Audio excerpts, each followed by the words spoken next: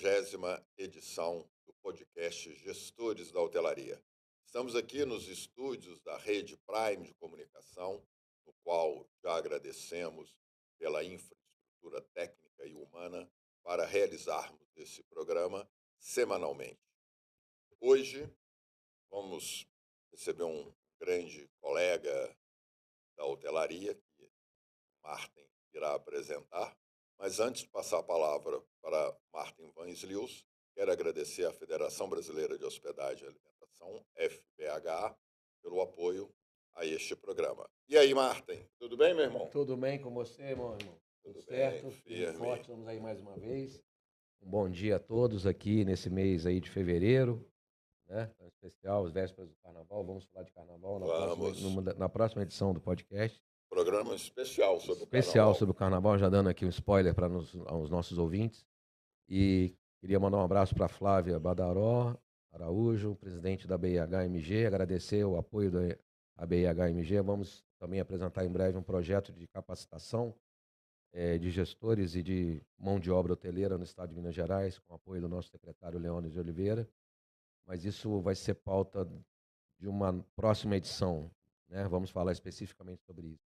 E hoje estamos aqui, uma satisfação muito grande de rever o amigo, reencontrá-lo, um hoteleiro de longa data. Eu contei aqui, você tem 33 anos de experiência em hotelaria, em 7 estados, e eu até perdi a conta, eu acho que foram, sim, 14 cidades. Depois você vai falar de cada etapa dessa aí, mas é um histórico realmente rico e uma hora vai ser pouco para você contar essa história. Meu amigo Clóvis Rodrigues, seja muito bem-vindo ao nosso podcast. Esse homem tem história. Muita história. Atualmente, né, para começar do tempo atual, voltando depois no tempo, né, só para introduzir, hoje à frente do resort Lago do Sol, ali em Itaúna, 70 quilômetros de Belo Horizonte, 1h30 de carro, um paraíso, né, um Itaitiaçu ali, aquela região. Clóvis, seja muito bem-vindo. Nossos grupos de hotelaria estão ansiosos para ouvir e receber você. Excelente, eu que agradeço o convite. Para mim é um prazer estar aqui, me sinto lisonjeado e poder conversar com vocês, a capacidade profissional que vocês têm, e os assuntos que vocês têm trazido aqui nesse podcast Deus, tem enriquecido o grupo, né, o grupo hoteleiro, que convivemos junto em vários momentos, nos ajudamos, né, como profissionais. Então, agradeço a oportunidade de poder falar um pouco de mim aqui para vocês. Mais uma vez, bem-vindo, meu amigo. Fomos colegas, né, da faculdade, da universidade, né, da hotelaria brasileira, em épocas diferentes. Trabalhamos no nosso querido Belo Horizonte, Orton Palace, nós três, né, em épocas diferentes. Então, nós temos aí também isso em comum. Eu faço a pergunta a todos os nossos convidados. Né? Você bateu na porta da hotelaria ou a hotelaria foi atrás de você? Conta essa história aí. Eu fui atrás da hotelaria. Chegou o tempo de estar buscando, né, a minha profissão, quando eu era estudante, buscando qual curso eu ia fazer. Pensei em fazer veterinária, pensei em publicidade e propaganda. Isso no Rio Grande do Sul, né? Isso Só lá, para as pessoas entenderem, você é isso lá no gaúcho. Rio Grande do Sul. É. Morava em Porto Alegre na época. Sou gaúcho de Santa Maria e morava em Porto Alegre na época. E optei por fazer o curso de hotelaria. E a época na Universidade de Caxias do Sul, um curso que tem até hoje, com uma extensão em Canela, né? Então os estudantes lá dessa faculdade vivenciam o turismo da Serra Gaúcha. Eu optei por fazer o vestibular de hotelaria porque eu sempre gostei de viajar, né? Aquela primeira impressão que a gente tem, né? Sempre gostei de viajar, gosto de idiomas, então gosto de conversar, me sentir. Várias das minhas características coincidiam com a profissão. Então eu busquei hotelaria, então eu me formei em hotelaria, né? Eu sou graduado como tecnólogo em hotelaria pela Universidade de Caxias do Sul. Que é uma das, se não é a primeira, é uma das primeiras, É a primeira. né? É a primeira, É. né? A oferecer ao mercado a curso de formação profissional em hotelaria e depois em outras regiões também, como aqui em Minas Gerais, né? O nosso querido Senac MG com o Gorogotó, Escola Gorogotó de hotelaria. Reforçando, né, que a tradição dos estados do Sul, né, também do Rio Grande do Sul, tem cursos de hotelaria, né? Eu não sei dizer se é pioneiro, mas a gente tem lá uma referência, né, na área de gastronomia e hospitalidade, talvez pela influência europeia na colonização. Verdade. Nós temos lá, né, em Canela, lá o nosso queridíssimo, já não funciona mais a escola, né, momentaneamente, a escola do professor lá. Estou tentando lembrar. É, Com letra C. eu tive com Fugiu ele o nome lá. dele Tô aqui tentando agora. lembrar também. Agora mesmo ele vem à memória. A gente vai Castelli. lembrar. Castelli, professor, Professor Castelli. Escola O Castelli, a faculdade, sim, a Universidade de Caxias do Sul, ela é pioneira. Ela começou em Atlântida, uma praia do Rio Grande do Sul. Mesmo sendo da Universidade de Caxias do Sul, os primeiros cursos foram em Atlântida. Depois que passou para Canela, né?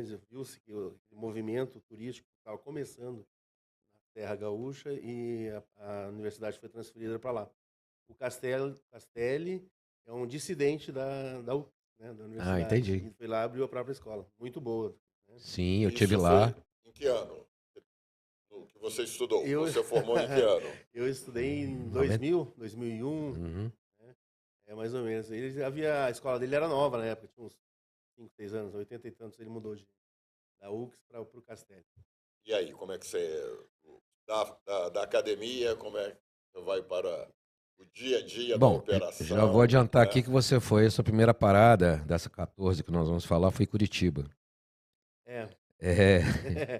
Você começou a subir a ladeira, né? Foi, verdade. Você começou a subir. Engraçado que eu nunca trabalhei no Rio Grande do Sul. Nunca trabalhei no Rio Grande do Sul. Mas então, a universidade muito boa, o curso muito bom. Eu fiz estágio no Tropical Tambaú, né? Aquele famoso Exato, redondo, né? lá, até hoje enrolado. Acho que E dali busquei, quando terminada a faculdade, busquei em Curitiba, né? Eu tinha parentes na região lá. Busquei em Curitiba e encontrei Jorge Alves. Hoje é proprietário da Rede Bristol. Virá aqui, já vou adiantando, formalizei o convite e já foi aceito. Jorge Alves, português, Isso. esteve em Belo Horizonte comigo há um mês atrás, virá gravar o podcast com a gente. Excelente. Então você conheceu o Jorge Alves nessa época? Ele foi meu gerente geral, né? Ele me deu o meu primeiro emprego na hotelaria, o Jorge Alves. Ele era gerente geral do Bourbon. Lá na Cândido Lopes, em Curitiba, na frente da biblioteca pública. Deixou um dia inteiro esperando para conversar com ele. Eu com o currículo embaixo do braço, assim, não, espera lá na recepção. Acho que isso das 10 da manhã até as 7 da noite eu fiquei esperando. Aí também conversei 15 minutos e ele me contratou. Excelente experiência. Eu, quando entrei no hotel, assim, uma hotelaria, assim, aquela hotelaria com todos os requintes que a hotelaria antiga trazia. Esses dias eu comentava, naquele hotel tinha uma equipe que chamava Equipe Brilho, porque todos os guarda-corpo eram dourados. Tinha um pessoal que passava o dia inteiro fazendo aquilo brilhar. Então, castiçais, esses guarda-corpos dourados, assim, o cuidado com o detalhe, né? O ambiente. E depois vamos falar. E eu vou te explicar o motivo, você deve saber. O seu Alceu Vezoso, dono da Bourbon, era extremamente cuidadoso e detalhista em relação ao A&B, ao restaurante. Uma vez eu estava comendo uma feijoada no Bourbon de Curitiba, lá da praça, não lembro qual, o principal, que tem aquela feijoada famosa. Na rua Avenida Cândido Lopes. Da Cândido Lopes, com o então Silvio Rossi, colega nosso, mais o Gilberto Cordeiro, outros curitibanos da rede Bourbon e da rede Bristol. Acho que até o Jorge Alves estava. O seu Alceu chegou e tinham tirado umas toalhas brancas de uns aparadores. Ele chamou, então, o seu sucessor, gerente de A&B da época, e deu-lhe uma... O Silvio Rossi, que era o gerente geral, levantou na hora para ir explicar para o seu Alceu Vezoso, pai, não filho, pai, o motivo que tinham sido retiradas tais toalhas brancas, alvas, aquele branco total radiante. Então, Isso explica você agora estar ratificando se tratar de um primor nos detalhes do setup do restaurante. Exato. Eu lembro, quando eu coloquei o pé dentro do hotel, depois de ter vivido assim já alguns hotéis como estagiário, como freelance, né? Quando eu entrei naquele hotel Bourbon, eu falei assim, nossa, pode entrar aqui, hoje eu vou botar no meu currículo. É inacreditável. Lindo, bem cuidado, esmero em cada detalhe. E assim, então essa foi minha primeira experiência, né? E aí você foi pro alto mar. Dali eu fui ainda, eu tive em São Luís do Maranhão. Ah, tá. É uma história engraçada, eu comentava, vou contar rapidamente. Coisas acontecem, às vezes, assim, ao fortuito, né? Eu estava um domingo trabalhando, eu era assistente de alimentos e bebidas nesse meu primeiro emprego lá no Bourbon. Eu estava um domingo trabalhando, aparece um chileno lá, Montoya. O Montoya disse, não, eu estou procurando os garçons, tal, tal, tal. Assim. Aí o maître Augusto, do almoço, falou assim, não, ele não está de folga hoje, mas o que é que você quer com ele? É que eu sou embarcador. Eu estou há um ano conversando com ele, a possibilidade dele embarcar num navio de cruzeiro. E aí o Augusto, assim, a palavra sagaz cai bem pra ele. Ele assim, mas nós temos um menino aqui que você vai gostar.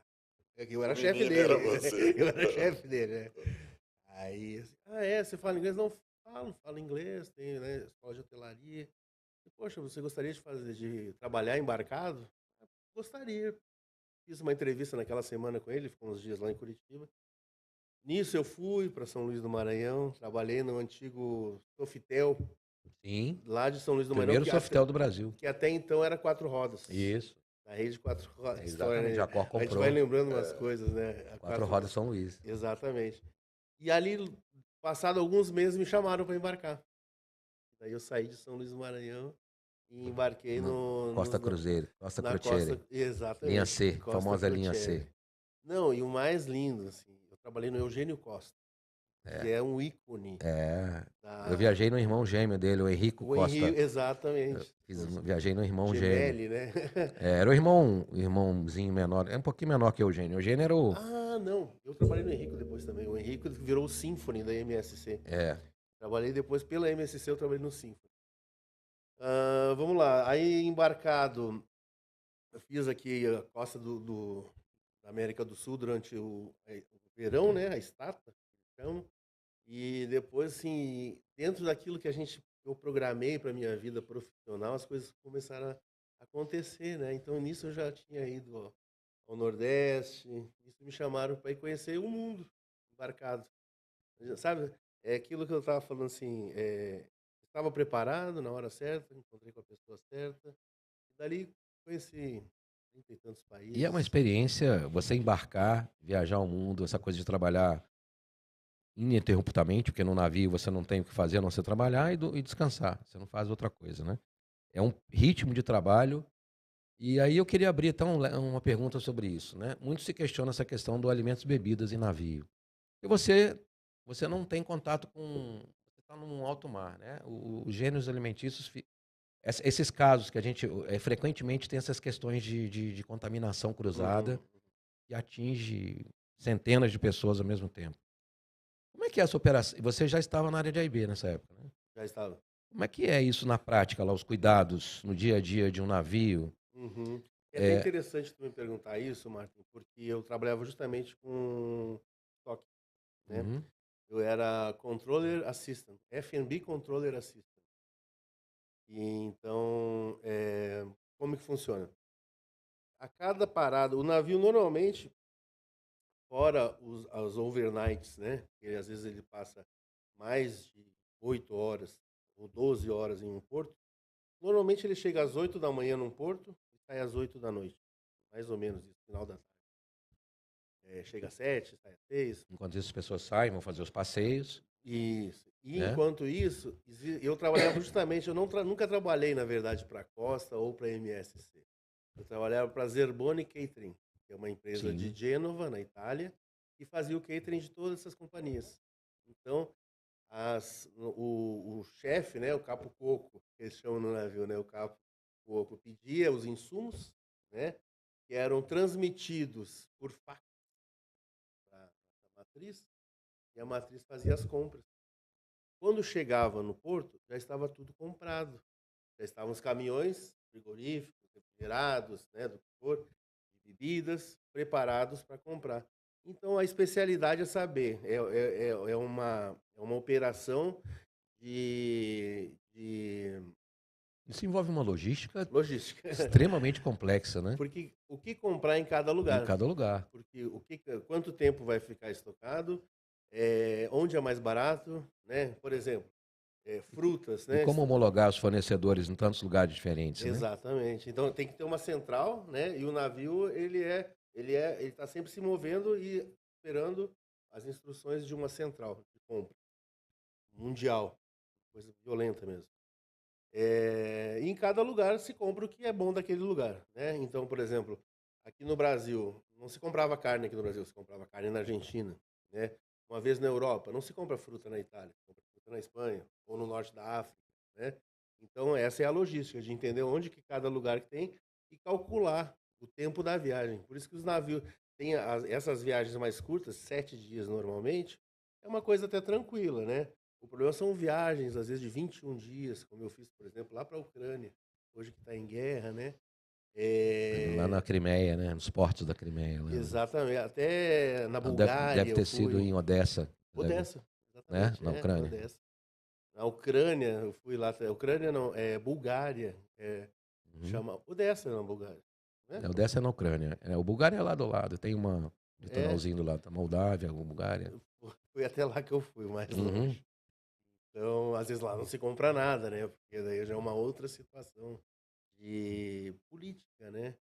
Tem um caso assim, por exemplo, rapidamente falar assim, existe um cuidado enorme com segurança da tripulação. Então, você está mexendo com pessoas que ali dentro da tripulação pode estar mexendo com droga, pode ter caso de estupro dentro da tripulação. Contrabando, né? Então, doenças em geral, porque o tripulante é marujo, né?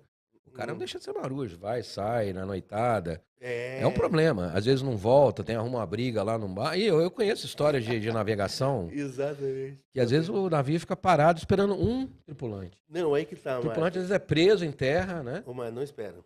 Não espera, mas espera. é um horário. Aí o que acontece? Existe em cada porto, existe a agência, né? Agência que faz. É uma agência que faz o trâmite de. Existe dentro do navio um escritório de passaporte. Antes do navio chegar no porto, já sobe alguém da para bater todos os passaportes. Eu ia comentar, a tripulação, na maioria das vezes, israelense. Maioria das vezes israelense. Mossad, né? Então, por exemplo, o que aconteceu lá em Odessa, aconteceu o seguinte. Um amigo conhecido brasileiro, menino, justamente ele perdeu ele com uma namoradinha. Perderam o embarque. E quando foram ver, estavam lá em Odessa. Passado um ano que eu soube dele, disse que ele levou, acho que 21 dias para chegar na Itália. Coisa assim, absurda. E ele comentando assim, eu encontrei com ele em Gênova, depois ele foi nos visitar. Você tem que entender o que é o tratamento, até o navio tá ali. No momento que o navio saiu, meu amigo. Acabou. Vira... Já tem políticas muito bem específicas, né, para todas essas situações que acontecem. E acontecem sempre, né? Toda hora. Eu quase perdi umas 2 vezes. E essa experiência que você teve, eu não sabia dessa... ou não lembrava, nos nossos bate-papos, eu não lembrava desse período que você trabalhou na navegação. Nada que um LinkedIn não resolva. Né? Não, sim, mas a gente não fica lendo o LinkedIn de amigo, né? A gente vê os amigos. Tem que brifar os nossos convidados. Mas o que você relata que trouxe de benefício para aplicar na hotelaria, a sua experiência da hotelaria marítima, entre aspas, vamos dizer? Na verdade, a hotelaria marítima é igual a hotelaria de terra, né? Tem as suas especificidades, digamos, porque é um tratamento diferente, é um trabalho diferente, é uma expectativa diferente, né? Porque muitas vezes vai num hotel, tu tem uma expectativa muito maior de utilização daquela cabine do que num cruzeiro. Tu não quer ficar na cabine, tu quer ficar fora. Então eles são mais compactos, né? Apesar que tem que estar do conforto. Mas assim, até posteriormente, né, aconteceu de eu trabalhar na vida pública com o turismo, e assim, o que mais me trouxe do turismo que eu vivenciei internacionalmente foi ver a coisa funcionando, sabe? É o que eu tô falando para ti, chega no porto, já tá de um lado os caminhões para embarcar a comida, do outro os ônibus enfileirados para levar os passageiros para com vários passeios, né? Nós parávamos na Alexandria, então tinha os ônibus de quem ia para as pirâmides, tinha ônibus Sim. de quem ia só para fazer outro. Não Farol de lembro. Alexandria. Aí tinha, Isso, as né? atrações próximas. Uns querem É, fazer passeio mais longo, outros querem fazer o exato. passeio mais curto. Ashdod, parava lá Sim. em Israel. E o que acontece? Aí, por exemplo, assim, tem ônibus que fala alemão, tem ônibus para português, para Uhum. italiano, Francês, espanhol. e assim vai. A coisa logística assim funciona assim redondinho. E nós éramos convidados. Na verdade, eu até tinha um trabalho muito bom, né? Eu trabalhava das 7 da manhã até as 9 da manhã. 7 às 9, 7 a 1, uma coisa. E depois eu retornava diariamente só às 7 da noite até as 9 da noite. Das 7 a 1 e das 9 às 7 às 9. Era um trabalho engraçado. Intermitente. Eu acabava tendo mais facilidade, mais tempo livre do que a tripulação propriamente, né? Que seria camareiros, os garçons. Então, dentro do navio a gente chama de staff, né? O staff são recepcionistas, esse parte do escritório Uhum. administrativo, os músicos, os artistas, os seguranças, todo mundo no staff. Então, eu era convidado para ir para essas visitas para segurar a plaquinha do número do ônibus, né? E eu lembro que uma vez só tinha vaga que eu queria conhecer, não lembro o que que era. Só tinha vaga para o ônibus alemão. E eu não entendo uma palavra de alemão, né? Então eu lembro eu segurando a plaquinha assim, e os caras falando, eu nada, conversava comigo em inglês, né? É. Eu procurava falar em inglês com ele. Mas a organização dessa logística coincide com o que tu falou da parte de alimentação, com essa parte de turística em si. Assim, é uma coisa funciona por música. Assim. É, muito E só importante. 30 anos atrás. Imagina hoje como é que tá. É, uma grande escola. E aí isso É, de lá para cá só aumentou, né? Tivemos uma parada na é, pandemia, parou tudo, vários navios até foram desmontados, né? de uma Foram maneira feia até, desmantelados, né? mas voltou com força e hoje os cruzeiros estão aí. E é um nicho, né? É hotelaria, é um nicho da hotelaria que, inclusive, nós temos que um dia falar muito especificamente sobre isso. É, eu assim, eu confesso que eu tenho um meio sorriso na boca até hoje, mano. É, Por essa experiência que eu tive. se Sabe? aprende a, nos navios é cobrado esse serviço em tempo real o tempo todo para todos É, os embarcados, todos os passageiros, porque, volto a dizer, são muitas pessoas em um espaço muito pequeno. Muitos tripulantes, muitos passageiros, num ambiente confinado, né? Por mais alegre que seja, então tem que sim, ter uma dinâmica de tratamento, de atendimento muito específico. E as Quando, pessoas têm que ter o dom mesmo. quando você desembarca de volta ao Brasil, e aí? Aí vem Foz do Qual que Iguaçu, é a né? sua. Você para onde? eu tive uma passagem muito feliz no Bourbon de Curitiba, né? Então eu voltei a trabalhar duas vezes É, depois. eu Duas vi vezes eu aqui. trabalhei com eles. Em Me Foz. chamavam em Foz do Iguaçu, onde fiquei até mais tempo. Cidade maravilhosa, um hotel ótimo. Eu tive lá uma experiência muito boa. Nós hospedamos a seleção brasileira durante 45 dias.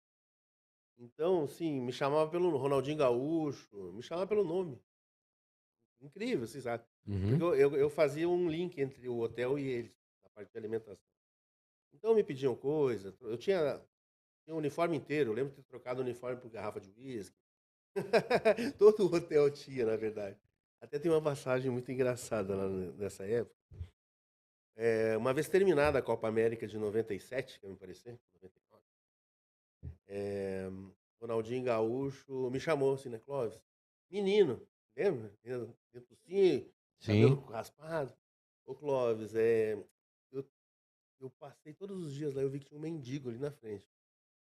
Um mendigo aqui na frente do hotel. E o hotel era na Avenida das Cataratas, né? Não tem como, não tem nem calçada, não sei como é que ele viu esse mendigo.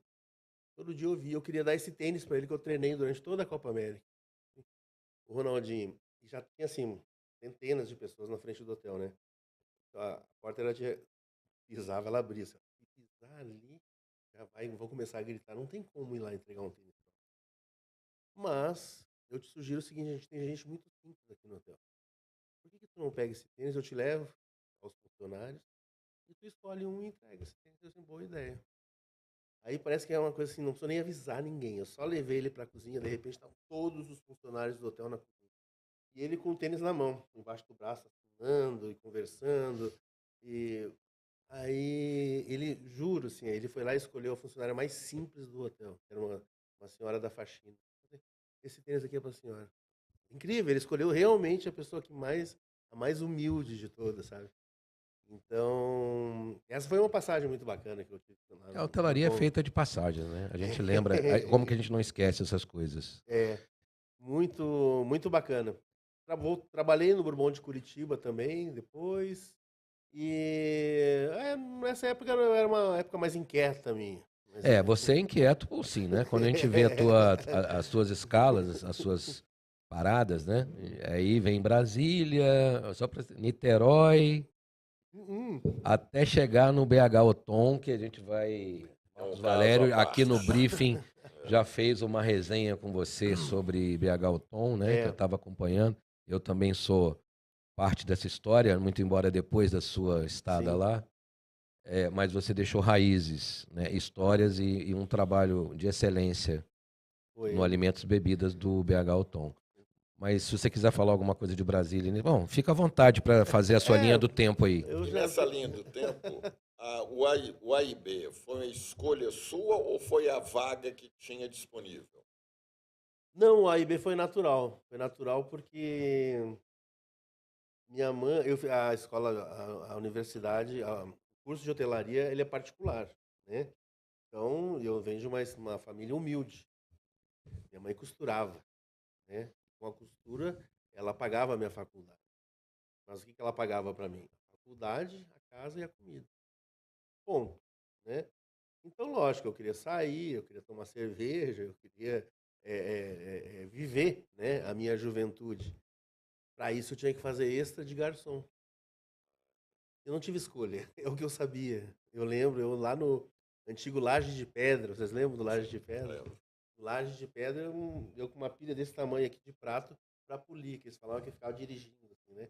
Com o pano e polindo o material. E depois, anos depois, eu fui entender que foi ali que eu aprendi o serviço. Vendo os mais velhos trabalharem e eu polindo o material. Ali eu aprendi o que eu procurei cobrar por muitos anos, que depois eu quero entrar nesse assunto, que hoje é diferente. Dessas passagens, assim, o que eu comentei, eu gostava muito de estar viajando, gostava muito de estar conhecendo, não busquei muito firmar o pé até eu casar. Eu vim para cá depois de ter trabalhado com o Menezes no Bourbon de Foz do Iguaçu.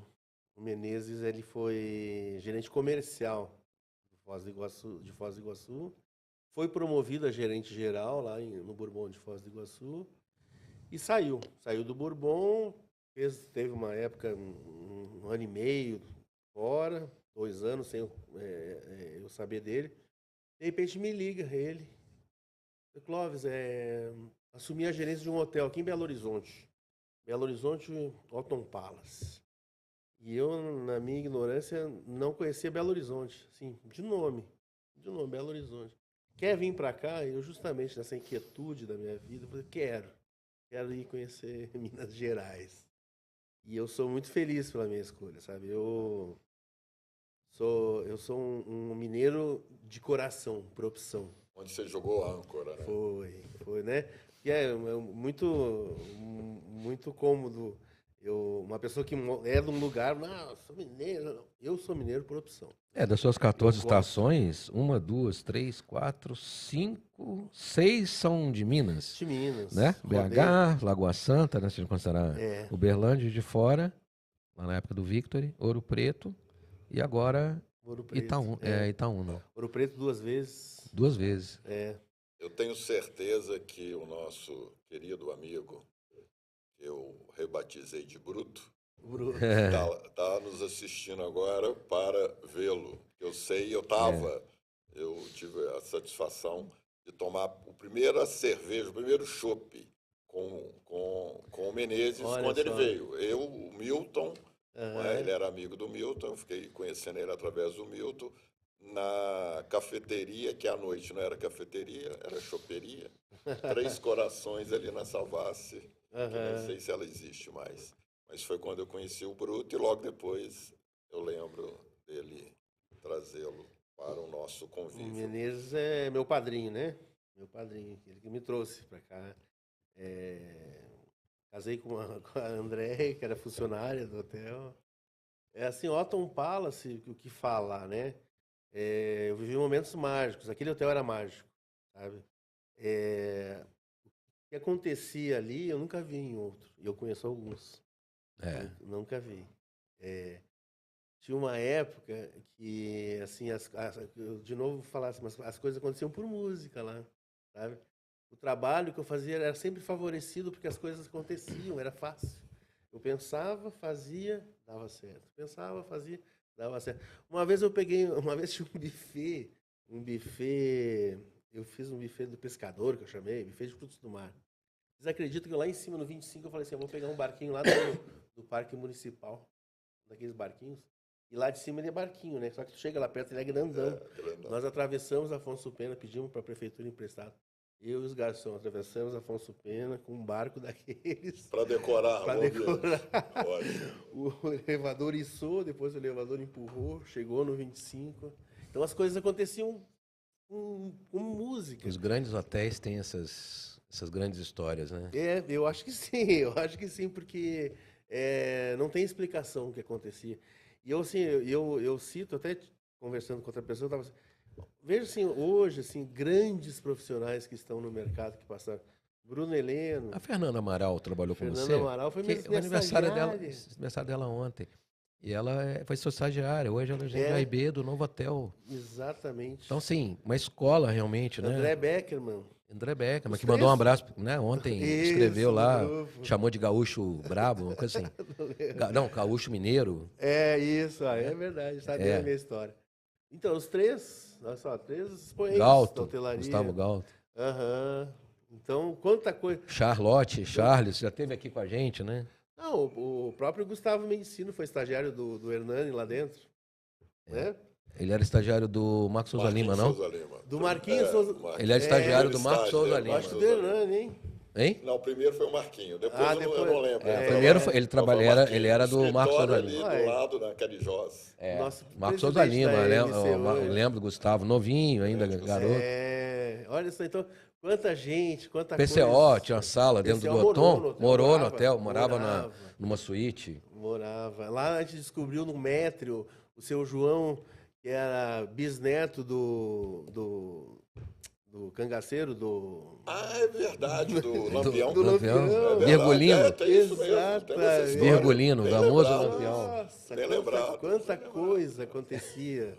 Era por minuto. E os coquetéis, porque todas as associações faziam as reuniões, faziam suas confraternizações lá conosco. Tudo acontecia lá. Eu lembro assim, ó, vou comentar uma coisa, uma passagem então. Gastronomia não tem, tu não faz patente de um prato, né? Aí eu lembro, eu não lembro da nova presidente da ABIH, uma loura, não lembro o nome dela, esqueci, Sandra, Regina? Da BIH, Capanema. Silvana Capanema, Patrícia. Era da BAV. Ah, da BAV. Ah, da BAV. Da BAV. A BAV provavelmente sei quem é que você tá era falando. aquela.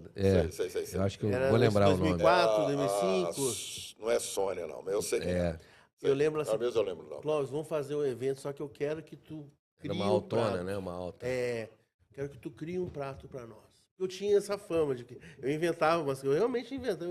Eu sou inventivo até hoje, né? Eu quero que tu crie um prato para nós.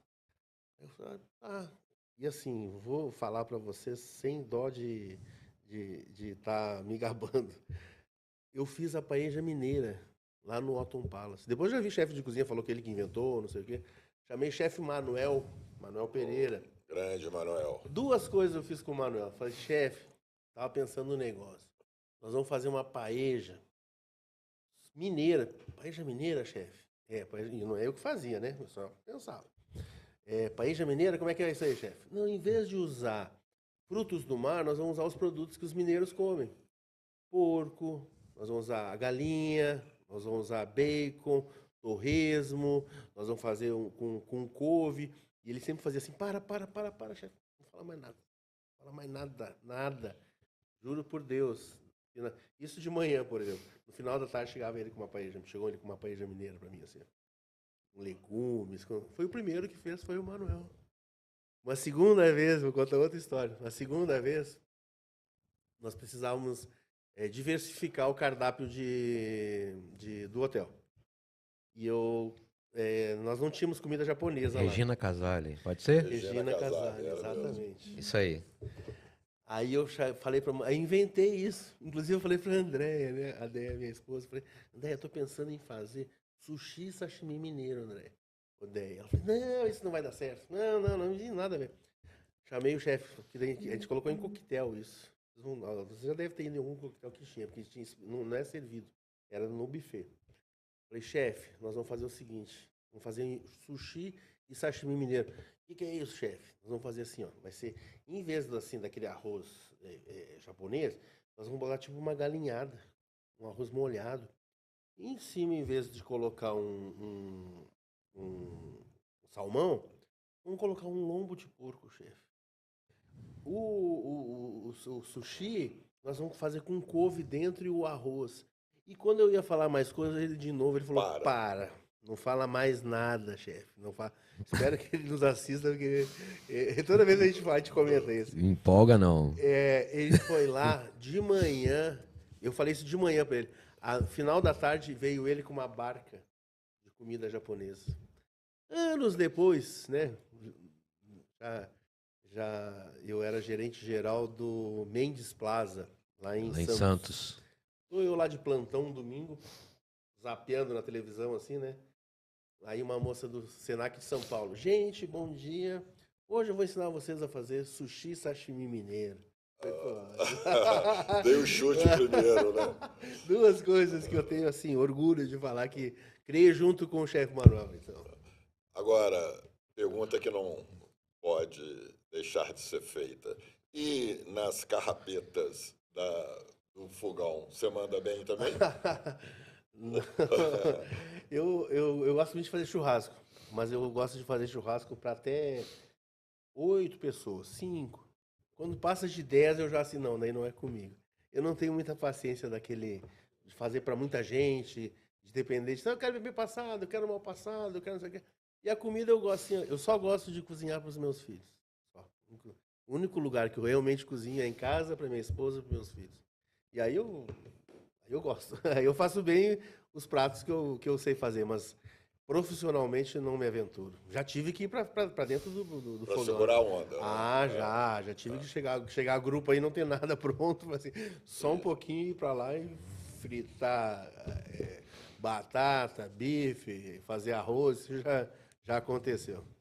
Nós vivemos, e quase todos os programas que fizemos aqui, esse tema ele está na pauta, que é a questão da mão de obra, né?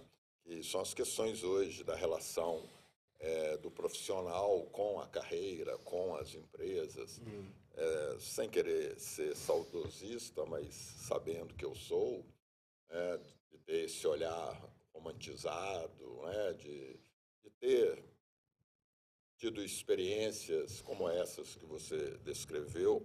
Enquanto você falava, eu estava lembrando várias vezes o Manuel descendo com um prato ou uma proposta do cardápio para um jantar, ou para um coquetel, ou para um coffee break, várias vezes ele descendo, né, para apresentar ou para você ou para o Jamir, né, querido, saudoso, Jair, né? O único cara que teve um nome de Jamir, nós apelidamos ele de Jair. Eu não sei por que esse fato. Enfim, mas eu lembro, ou Javier não, ou o Ragazzi, enfim, pessoas que antecederam você conhece de nome ou pessoalmente, e o Manuel Deceno, e todos nós tínhamos de degustar. Então era uma Isso, experiência assim era. fantástica. Cara dele. Manuel é um cara querido, né? Me acompanhou em vários eventos por Minas Gerais afora. Mas é a temática do trabalho, né? Da relação hoje do profissional com a profissão e com as empresas. Qual a grande diferença que você traça, que você percebe, né, ou qual é o seu olhar de hoje, num tempo em que você tinha mestres, como você falou há pouco, pessoas fazendo e você olhando e aprendendo pelos sentidos básicos, né, pela visão, pela audição, não é? Pelo tato, e desenvolvendo ali conhecimento. E, de uma certa maneira, é a minha opinião, no passado as pessoas estavam mais predispostas a ensinar, a formar, a contribuir, não é? Na condução, né, dos pupilos, né, dos iniciantes. Hoje, como é essa realidade na contemporaneidade? Olha, Marcos, são outros momentos, né? Então, eu citar aqui ao seu Vezoso, pai ainda, nem o Pai, filho, o pai, sim. da equipe Brilho, lá de Curitiba, né? Não sei se existe ainda. Hoje eu tenho um hotel, né? Eu arrendo um hotel em Itaúna, um hotel Lago do Sol. E esses dias eu estava sentado e conversando com a minha esposa e falei assim, me chateia, porque a minha base, aquele garçom que está servindo ali, ele tinha que servir os copos. Ele tinha que servir as taças, ele não serve. E ela assim, calma, mas é um outro momento. É um outro momento. Aqui é um hotel de lazer, misturado com um clube. Então, é justificável isso. Então, eu tenho pensado sobre isso que ela me falou, e é verdade. É uma outra expectativa de serviço também. Não vou falar dos grandes hotéis, né? Não estou falando dos grandes hotéis lá em São Paulo, ou mesmo aqui do Mercury, né? Mas o Clóvis, mesmo nos grandes hotéis, a gente não vê mais isso que a gente viveu no passado, Não, né? esse glamour, essa grande primazia dos serviços, né? De uma pessoa saber servir um vinho, saber contar história, um uniforme impecável, Em pé do lado da em mesa. pé do lado da mesa. Não Isso tem mais. é sinal dos tempos. Assim, eu acho que a gente tem que se conformar que as coisas mudam. As pessoas que viveram isso não lembram disso mais. A geração atual dos nossos filhos, seu filho está aqui conosco no estúdio, 18 anos, o meu de 22, o do Marcos Valério, a filha. Eles não têm essa expectativa porque eles não conhecem isso, eles não viveram isso, não vão viver isso. Exatamente. Mas é isso que você falou. Essa grande gastronomia, essa coisa do serviço impecável, isso aí ficou, eu acho que ficou na história. E assim, e até mesmo como profissão, né? Então, vamos falar dentro de alimentos e bebidas, né? Daqui a pouco a gente fala com o hotel como um todo. Um garçom criou uma família inteira, colocou os filhos na faculdade, foi garçom a vida inteira. Hoje as pessoas estão garçom, não são garçons. É o que tem para hoje. Exatamente. Então, a partir disso, né? Qual que é a expectativa de serviço? E por quê? Porque não tem gente no mercado. Então, eu acho que cabe a quem faz a gestão de pessoas, nós, no caso, entender quais são as ferramentas para que isso, a gente passe por isso, né? Que a gente trabalhe com isso da melhor maneira. Eu vejo que o diferencial é o que a pessoa recebe. Quer seja de atenção, quer seja de clima organizacional, salário, benefícios, né? Então, porque principalmente em Minas a gente tem um problema às vezes até maior por causa das mineradoras que buscam a mão de obra oferecendo às vezes salários melhores com benefícios maiores. E então a gente tem que tentar se enquadrar nisso. Outra pauta que está em voga é a questão do 6 por 1. Então, realmente, né? Então, hoje, claramente, a gente... É claro para nós que é muito difícil contratar 6 por 1. Muito difícil. Sim. Quem quer trabalhar um dia por semana, folgar um dia por semana, um domingo por mês? Quem? Ah, não, vai ganhar... Vou ganhar muito? Não, vai ganhar o justo. Ah, não, obrigado. Né? Não vou entrar na questão de assistencialismo, acho que passa por isso também, mas eu acho que As tem... pessoas também empreenderam. Hoje em dia a pessoa é MEI, trabalha aqui, ali, Exato. faz o churrasco, faz isso aqui e tal. Ele não quer esse compromisso. Essas Uh-uh. escalas não pegam mais. As pessoas. Não. Eu participo de alguns grupos de WhatsApp de vagas. Me incluíram lá, por alguma razão, eu não gosto de sair quando me incluem. E é basicamente alimentos e bebidas, cozinha e salão. E é O que mais pega? impressionante. Não, ele é Brasil. Hum. É Brasil. E assim, é impressionante esse descompasso das pessoas, do que esses profissionais estão buscando e o que as empresas estão oferecendo. Isso. Não há match, não há encontro de convergência de interesse. As pessoas estão divulgando vagas, aquela lá, o cara pergunta qual é o salário, qual é a jornada, qual é o benefício, tem moradia, não tem moradia, tem que o cara vai sair daqui, vai lá, não sei para onde, um resort. E aí você vê não, mas isso aí é exploração, as pessoas não querem, não é valorização, porque eu faço o meu prato, a minha especialização é tal. E tem uma coisa que a gente tem que falar. Qualquer pessoa que cozinha hoje se diz chefe. Né? Então, todo mundo é chefe fulano.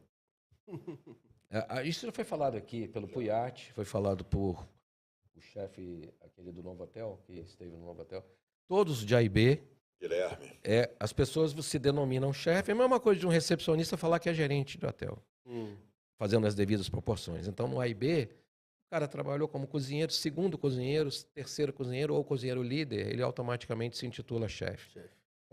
Para se valorizar, ter uma maior, né, empregabilidade, né, e valorizar o trabalho dele, que pode ser realmente muito bom.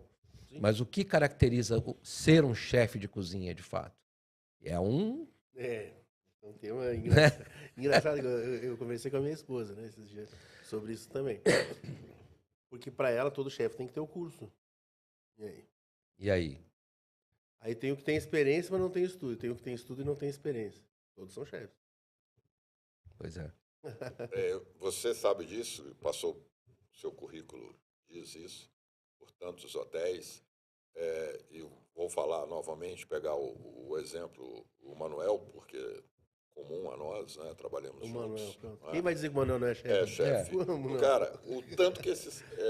não só no Otom, mas no Dairel, que eu trabalhei, no Merit, enfim, Tauá. Os caras trabalhavam muito, velho. Muito. Um trabalho árduo. Porque do glamour, você vai falar que tem algum glamour ficar, como diz os antigos, esquentando a barriga no fogão e esfriando ela no tanque, não tem. Vamos desculpar. É um ambiente de trabalho pesado. Não é? Inóspito. Então, realmente, não é fácil.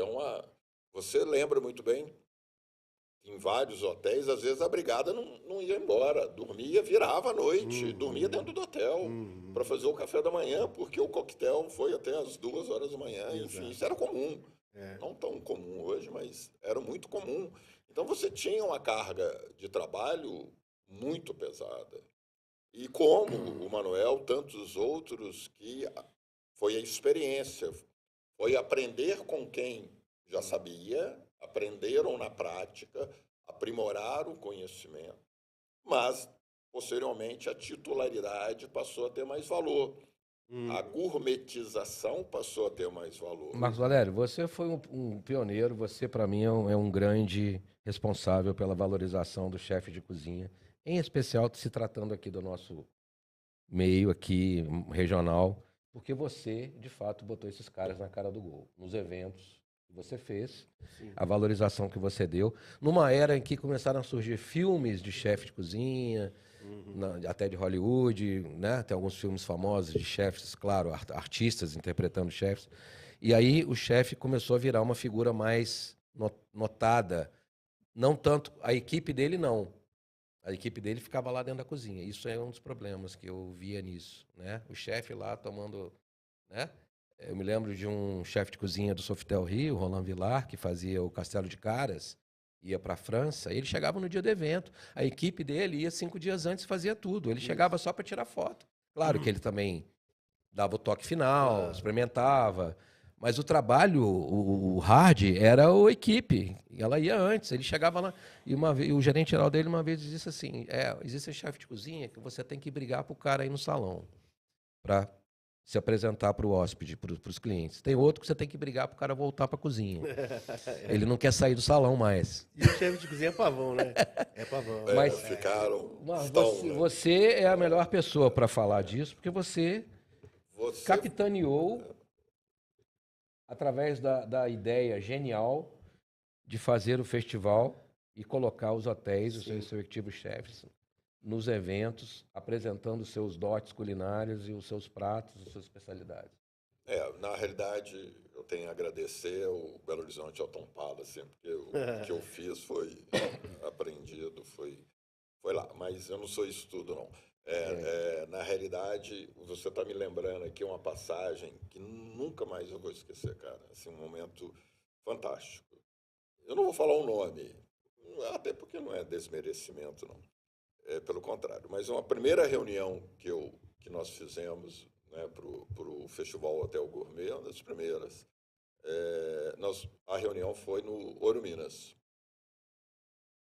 O Bruno era o chefe de cozinha do Ouro Minas, falou: não, então vamos fazer a reunião para a gente definir, né, o escopo do evento, cada um ia executar, né, para o encerramento do encontro da hotelaria. Não vai ser no Ouro Minas. E, cara, chegamos lá, eram 5 chefes de cozinha. E um deles virou para mim e falou assim: todos eles foram recebidos assim dentro de um hotel de primeira linha, né? Indiscutivelmente, nós sabemos que o Ouro Minas é um dos principais hotéis da história da hotelaria Belo Horizontina. E fomos recebidos, né, como convidados, com toda a pompa e circunstância. E um chefe virou para mim e falou assim: Marcos Valério, eu nunca tinha entrado num hotel pela porta da frente. Eu sempre entrei pela parte de serviço. E assim, ele nunca tinha se tratado como cliente. Nunca mais esqueci. Eu sei, ele sabe quem é. Esse momento foi muito interessante. E é isto que hoje a gente percebe. Não estou fazendo crítica à contemporaneidade, não é nada disso. Concordo plenamente que o cenário muda, as expectativas mudaram, mas hoje a gente vive esse dilema. Você acabou de citar muito bem. Há um contraponto entre quem contrata e quem quer ser contratado. Essa conta não fecha. E à medida que nós, como profissionais do turismo, porque quem está na hotelaria está no turismo, quem está na gastronomia está no turismo, essa conta não fecha. Porque quando você fala de crescimento, de aumento de ocupação, de aumento de entradas de estrangeiros, seja no Brasil, seja em Minas Gerais, a conta não fecha, porque você precisa fazer entregas. E aí? Sim, depende das pessoas. Depende de pessoa. A nossa atividade depende das pessoas. Então, nós realmente precisamos, né, cada vez mais. Essa é uma pauta que está aqui sempre no podcast, está no Encontro da Hotelaria, não sai essa pauta. E nós temos de pessoas que têm a trajetória que você tem. E esse é o propósito desse programa. Criar discípulos, ou despertar a atenção, ou servir como farol. Não é fácil criar uma trajetória dessa. Tem que ser jovem, está disposto a sair, a perder a zona de conforto, e, entre aspas, aventurar como você aventurou. Então, eu imagino que quem trabalha com você, talvez o seu filho esteja ouvindo aqui histórias que não sabia. Provavelmente. Está tendo aí um filme do pai. Então, nós e trazer pessoas como você é exatamente para mostrar que não tem almoço de graça, tem de ralar. Tem que ralar. É trabalhoso, né? Chegar num nível de poder ensinar, né? Eu gosto de ensinar, eu gosto de criar discípulos. Sempre procurei isso. Nunca tive dificuldade e aconselho essa questão de poder deliberar, né? Você fazer com que as pessoas hoje eu faço, como Martin, eu faço consultoria, fiz algumas consultorias, e eu teve uma consultoria que eu fiz que eu descobri que a consultoria não era para o hotel, era para os donos. É muito comum. Porque eles tiveram que entender o que seria você delegar as coisas, né? E eu levei meses para, por fim, entenderam e me agradeceram muito. São meus amigos. A questão, por exemplo, de que tu delegou, tu tem um chefe, um maître, aí todo dia tu coloca aquela mesa daquele jeito. No momento que tu delegou, pode ser que no outro dia que tu chega, a mesa esteja de um outro jeito, não daquele. E é ok, não tem problema, não tem que ser só daquele jeito. Existe uma gama de possibilidades de fazer o mesmo serviço. Então, enquanto a pessoa pensar que só vai dar certo conforme ela fizer, nunca vai deixar de estar estressado, nunca vai deixar de confiar na equipe. E isso também volta ao que eu falei para ti, volta para o clima organizacional, né? Eu acho que você ter uma equipe hoje, você manter uma equipe hoje, passa por você confiar nas pessoas e você dar às pessoas o que é justo, o que é merecido, né? Então, se hoje eu como proprietário de uma empresa que administra um hotel, eu sei que não é fácil, né? Como gerente, às vezes é diferente. Como proprietário, a gente sente mais no financeiro ali, né? Mas não é por causa de 200, 300 pila que eu vou deixar de perder, vou perder uma pessoa, sabe? Não é por causa de um benefício. Então, pô, eu não consigo dar um plano de saúde. Tem hoje uns planos de atendimento para as pessoas, né? Eu pago, por exemplo, meus funcionários, eu pago um plano de seguro de vida baratíssimo, pago por mês para eles.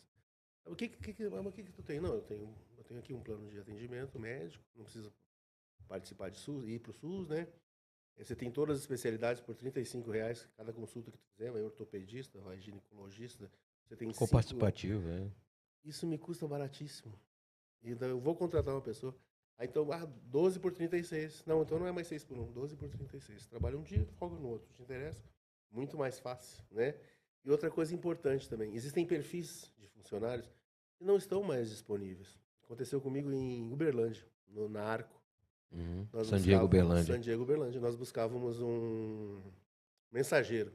Mensageiro na cabeça, um menino forte, né? Novo, carregando mala, bonito, bem uniformizado na frente do hotel. Meses procurando, não acha.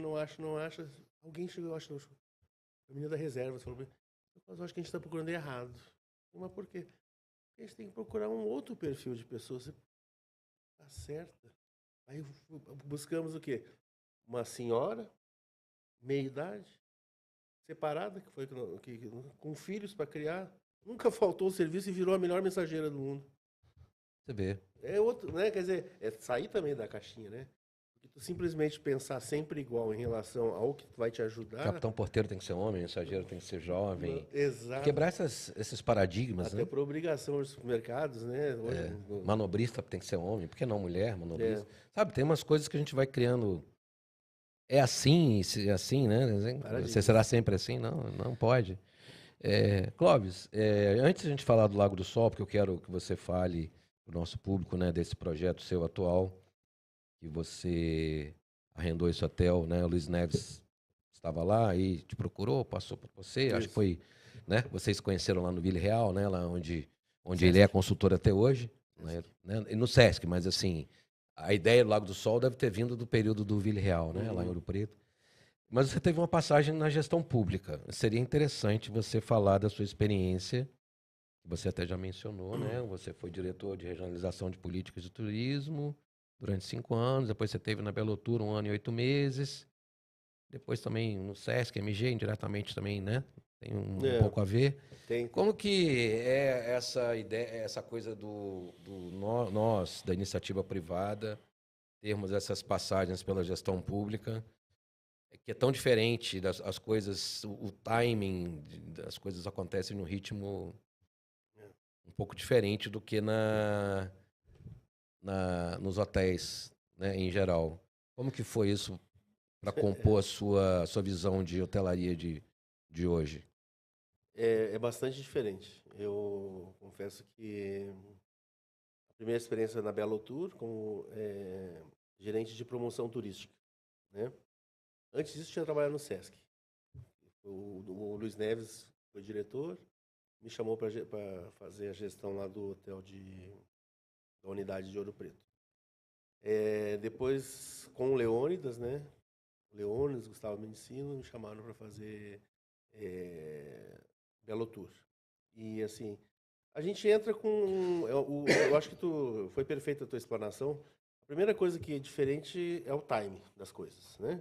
Então, eu como gestor, hoje, como gestor e proprietário da minha empresa, eu penso uma coisa e realizo.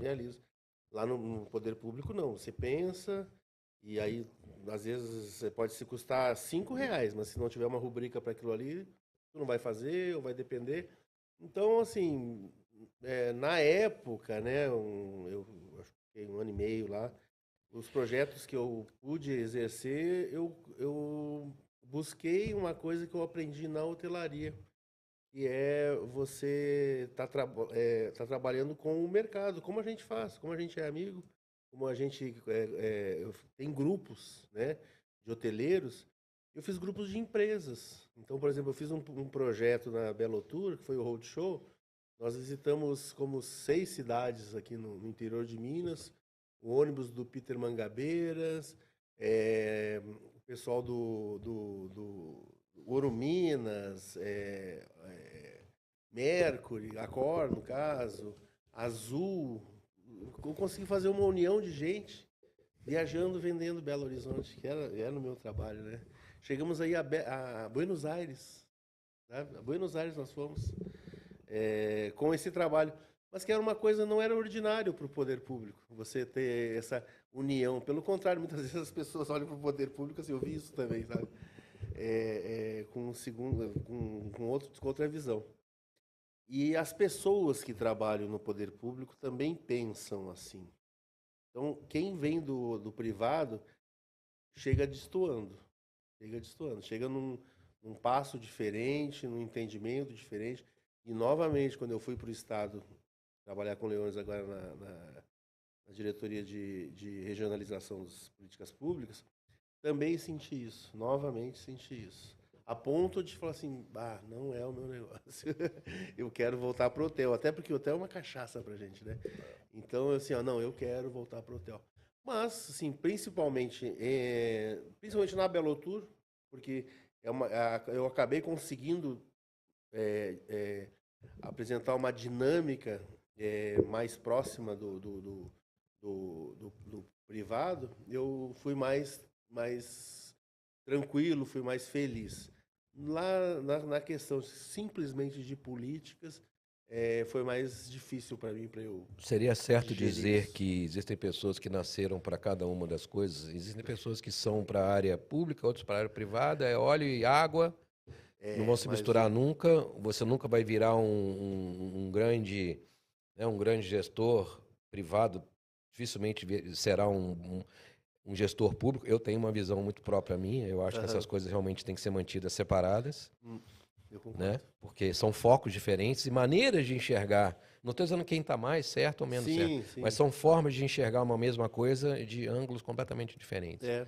E a própria gestão desses espaços públicos, feito por, a gente não está acostumado a trabalhar com, por exemplo, com os concursados da vida, né?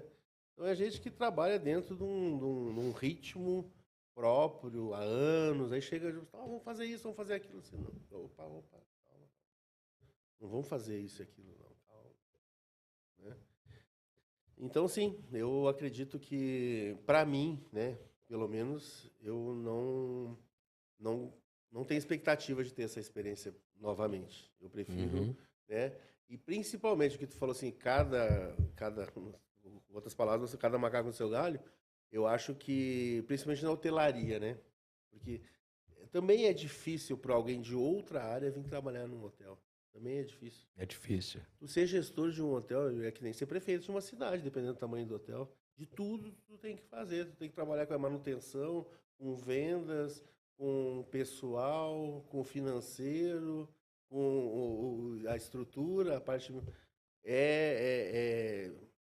Lá no meu hotel, por exemplo, o tempo que eu estiver dentro do hotel é o tempo que eu estou trabalhando sem parar. Se eu sair do hotel, eu citei agora dessa última consultoria. Se eu sair do hotel, a coisa continua funcionando normalmente. Mas se eu vou para lá, não paro de trabalhar, porque daí sempre aparece coisa nova. É claro. Lima, né? Você está sempre vendo, você está sempre fazendo. E aí, a gente abrindo esse último bloco, né? A gente já tem aí um horário, né? Que a gente tem que cumprir, o almoço do nosso amigo João aqui, nosso operador. Falando exatamente do Lago do Sol. Lá é um condomínio, né? É um lugar paradisíaco, na beira de um lago maravilhoso. 70 km de BH, você tem 26 UHs, você tem nota 9 na TripAdvisor, 8.8 na Booking, está muito bem avaliado, 187 avaliações registradas. Fala um pouquinho da estrutura, né, do hotel. Eu dei uma olhada, né? Não estivemos lá ainda, mas como é que está indo lá o projeto Lago do Sol? De antemão, eu deixo o convite aqui para vocês conhecerem o hotel. E aceitamos. Por favor. Vamos que nem casal, né? Vamos juntos. Né? Vamos juntos. Por favor. Vamos marcar. O hotel, então, Itaúna, muito próximo de Belo Horizonte. A gente pega uma estrada praticamente toda duplicada até lá, uma facilidade muito grande. MG 431, né? Eu por exemplo, que é a do pedágio, né? É a 431 do pedágio. Aquela por Igarapé, eu já acho mais perigosa por causa dos caminhões. Aquela outra, 431, meu amigo, ela tá sempre livre, é até perigoso de estar sozinho e duplicada. Passa de Pará de Minas, né? Exato. E onde o Marcos Soares sempre vai, Joatuba, é Pequi. né? Joatuba, né? Você pega ali para Joatuba e... Depois de Pequi, você segue ali e já tá indo na reta. E pertinho, então é um facilitador. A gente tem como público-alvo o mercado de Belo Horizonte, as cidades ali próximo de Itaúna. E é nisso que a gente investe, nisso que a gente aplica o nosso esforço comercial, né, em Belo Horizonte, principalmente. Betim é muito próximo dali, Contagem. E, sim, é um hotel dentro de um condomínio de alto padrão, né? O Lago do Sol é um condomínio tem uns 20, 30 anos, acredito, o condomínio em si. Então, conta com o condomínio, um clube náutico, né? Então, ali tem várias embarcações. É uma facilidade para os nossos hóspedes que gostam desse tipo de atividade. Leva, por exemplo, jet ski. E o próprio pessoal lá do clube baixa o jet ski para a pessoa, tem carretinha, tem trator. Então é um público muito fiel para nós, né? Porque você estar num hotel com uma boa qualidade de serviço e poder praticar esse esporte, seu esporte preferido, é muito legal. O hotel, pela experiência, né? A gente busca imprimir uma característica de hotel que tu comentou, né? De um resort. Né? Você trabalha com pensão completa, né? Pensão completa, esse é o objetivo. Então é aquilo, né? O que eu vendo? É sempre assim. O pessoal do marketing me pergunta assim, né? Eu tenho uma equipe que trabalha comigo mais. Mas o que a gente está vendendo então? Assim, não, é o de sempre. Lazer com conforto. Então o que eu preciso? Eu preciso da fotografia dos quartos. Que é a roupa de cama de primeira qualidade, que é um atendimento de qualidade, né? Uma recepção. Um diferencial na gastronomia. Então, tu lá mostrar o nosso café da manhã, a gente procura fazer bufês temáticos, sexta-feira a gente faz o buffet italiano, aos sábados a gente deve estar começando agora, estamos ajustando ainda, para a gente fazer um buffet árabe. E isso não tem fórmula nova, né?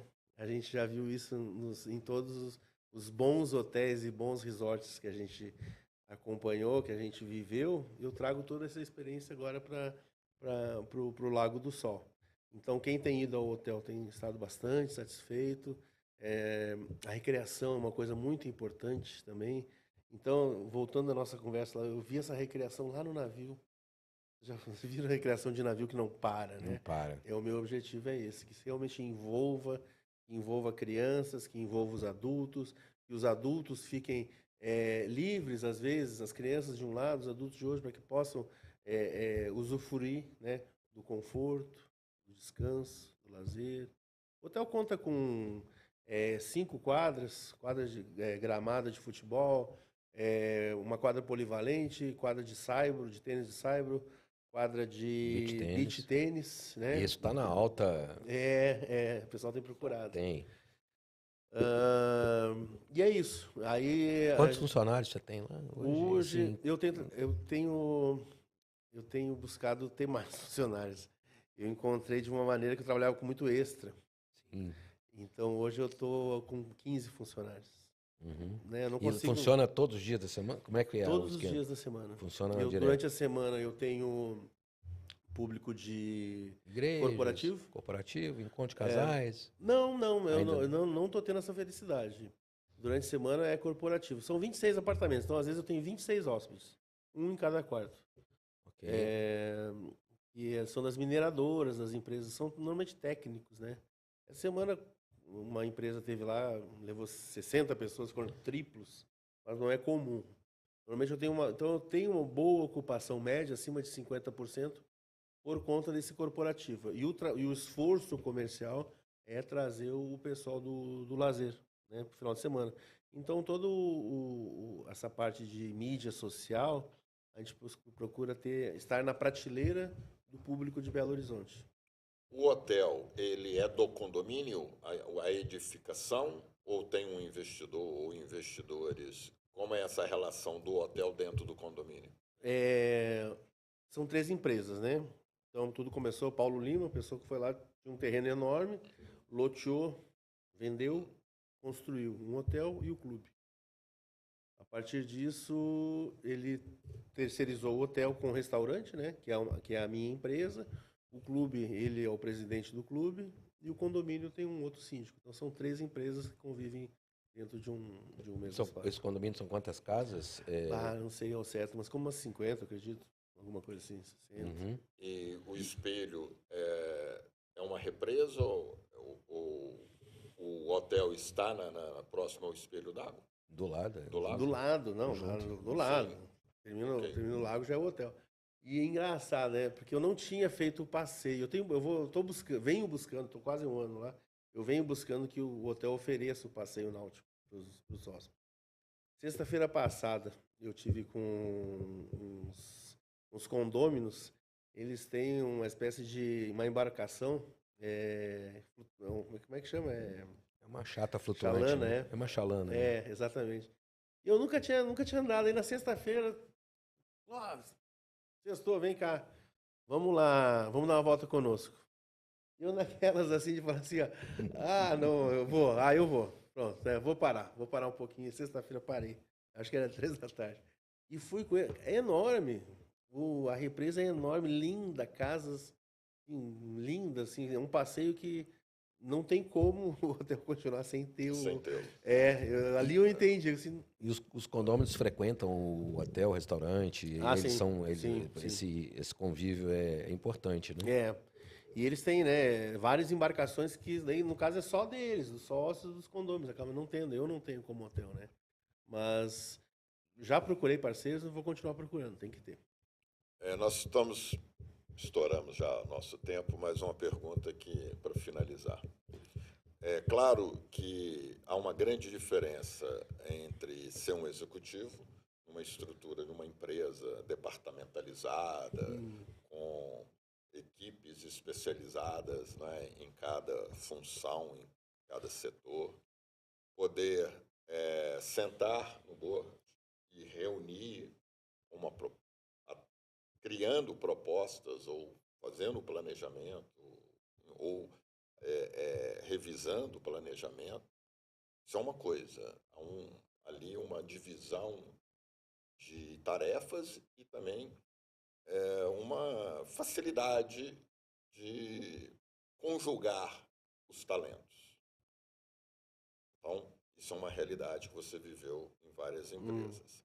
E a realidade da solidão do empreendedor, que olha para um lado, não tem o colega do A e B para te propor ou para revisar a sua estratégia. Olha para o outro, não tem o marketing.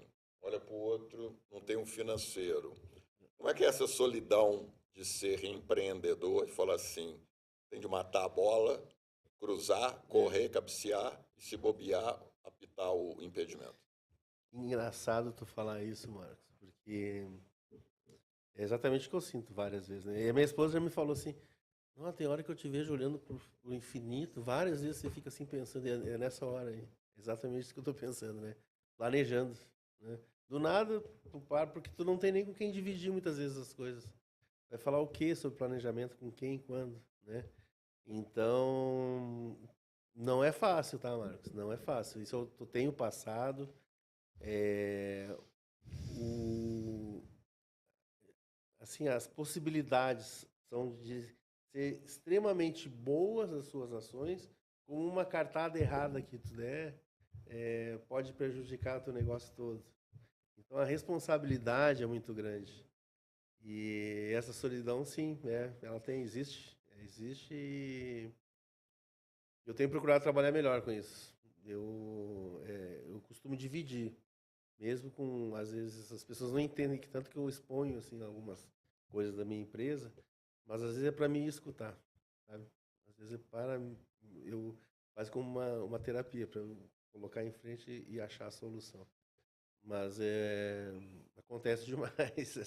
Não tinha escutado isso ainda não. Essa solidão do empreendedor é realidade. É um ponto muito importante, porque nesses lugares, mesmo perto, 1h30, assim, mas mesmo assim, negócio de família, essa coisa não pode ser, tem que separar, né? A coisa familiar da atividade profissional. É um Não, negócio, é um é um negócio. negócio. Não, a minha família mora em Ouro Preto, eu moro sozinho lá.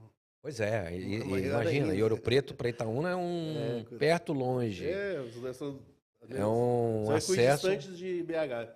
e eles moram em Ouro Preto, a família continua morando lá. Moram.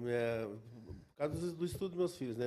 Sim. Meu filho deve ingressar ao FOP agora. Minha filha faz IF lá em Ouro Preto.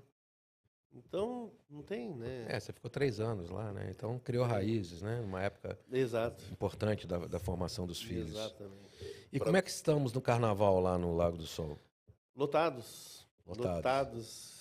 Eu, assim, até sou curioso, né? Tem coisa que eu não entendo. Se eu tivesse, eu não vou mentir, se eu tivesse 100 apartamentos, eu teria vendido 100 já pro carnaval. 100. Uhum. Vamos pro Réveillon. Se eu tivesse 100 apartamentos pro Réveillon, e eu vejo tanta gente com um hotel tão bom falando que tá vazio, eu não, juro que eu não entendo o que acontece. E com 26 apartamentos, a conta fecha?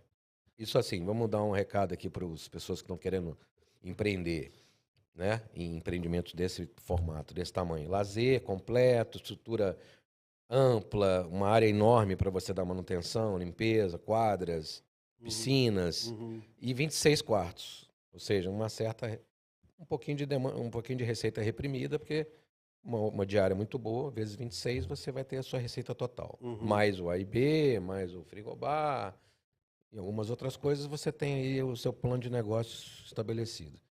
Isso é viável? Viável, né? É viável. Ele é viável. Existe um trabalho grande para te fazer de melhoria constante e entender o teu negócio, né? Então, por exemplo, eu completando 1 ano, daqui a pouco eu estou lá, eu já mudei várias opiniões várias vezes. Eu não tenho compromisso com o erro. Se por um acaso eu erro, eu vou e volto, né? Então, o entendimento do negócio, a maturidade do teu trabalho junto ao teu negócio, ela é importantíssima, né? Você vai entendendo aonde que tu pode e o que tu não pode. A gente vem com receitas de outros lugares, mas cada local tem a sua dinâmica e o seu ponto de equilíbrio, é isso que tu falou, né? Até fecha, Mas eu tenho que ter muito cuidado, né? Com os custos. E a sazonalidade? A sazonalidade não tem, não existe não. Eu diria que eu tenho que cuidar, né? Por exemplo, assim, ó, a gente está falando que esse ano tem Época de chuva? tantos. Não Mas época afeta. de chuva coincide com o Réveillon, por exemplo, é o mês que eu mais vendi, né? Então, janeiro, mês de férias, eu tenho que saber trabalhar o comercial, né?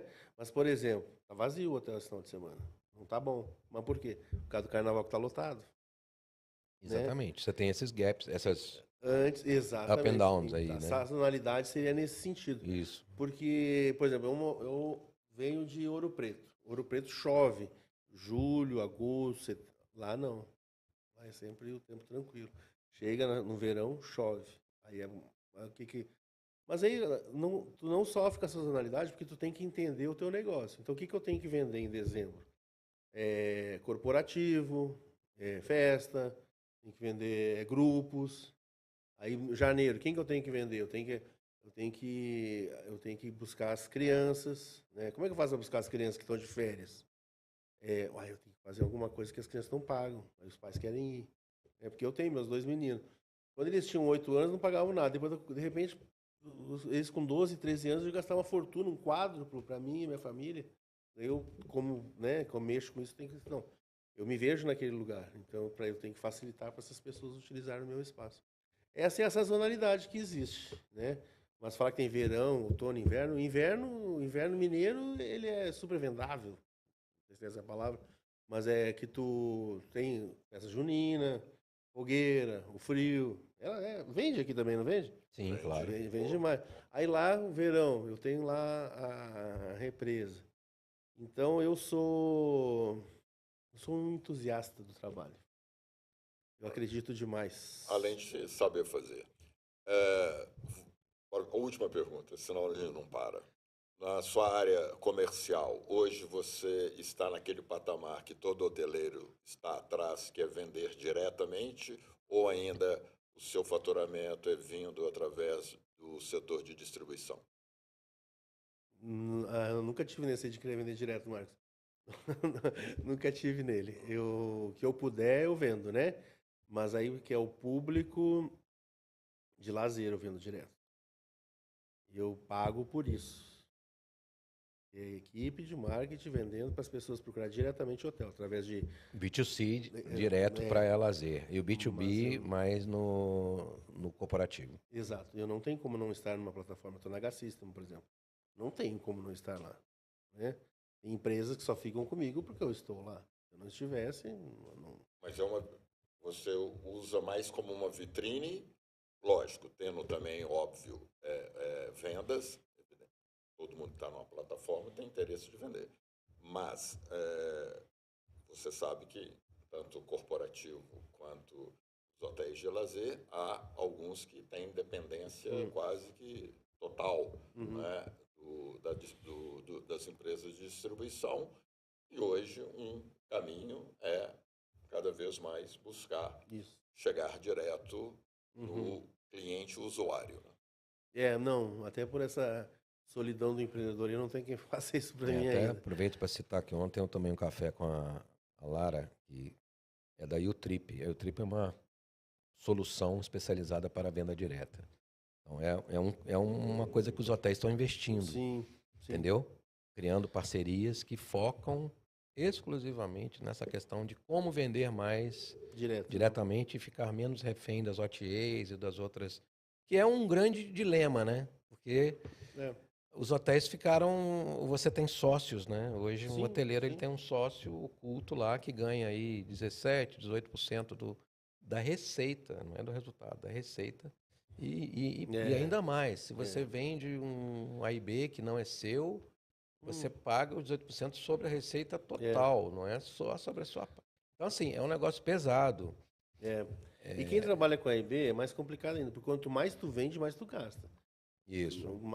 Então, eu vendo com pacote completo, que beleza, o hotel tá lotado. Mas se tu não vendeu bem, meu amigo, aí tu tá dando comida, aí tá só prejudicando o teu negócio. Eu procuro o lazer, eu vender direto, procuro. Eu pouco tenho outras OTAs, né? Ou plataformas que me vendem. a maioria do meu lazer, eu acho que é o mais importante, porque é onde eu vendo mais caro, né? Então, se eu vendo 300 no final de semana, eu vendo de 1.000 no final de semana. Então, esse aí eu busco ser direto. Mas eu não tenho uma equipe de venda, eu não tenho essa capacidade comercial de buscar empresas ainda. Inclusive, tem uma pessoa que me procurou semana. É aquilo que eu estou te falando, né? Vai entendendo o negócio e tu vai mudando, né? Pô, quero trabalhar contigo para te vender. Vamos, me fala aí o que tem que fazer. Clóvis. Bom, chegamos ao final, né? Chegamos ao final do nosso 40º podcast Gestores de Hotelaria. Eu falei recentemente com um amigo, com o Marcos Valério, que tivemos a grata surpresa de ter a confirmação que a Tia Coaox estará conosco aqui numa das próximas edições, né, aqui no estúdio. Estou já dando esse spoiler. Vai ser uma conversa também muito boa. Na semana que vem já temos a confirmação. A doutora Luciana Ateniense vai falar sobre direitos do consumidor, ou do hoteleiro, relação de consumo entre hotéis e clientes, que é um tema, você vê nos grupos o quanto que as pessoas perguntam e têm dúvidas sobre isso. Sim. Né?